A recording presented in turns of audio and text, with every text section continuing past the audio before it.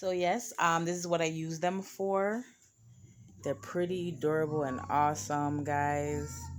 It is like the perfect, and it's reusable. So after like the candles are out, because sometimes I make some for my home. When the candles are finished, then I just warm back up the container and just wipe it right on out and wash it out.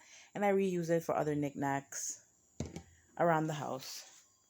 So yeah, I love, love, love it's a perfect thick lid, and the size and the shape is to die for. I love it.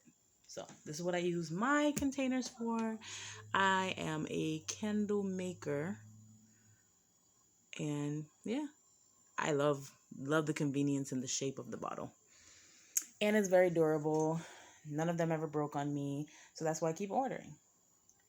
So if you do, you can use it for many other things like storing jam or whatever else that you want to store. Really, really durable. Love them.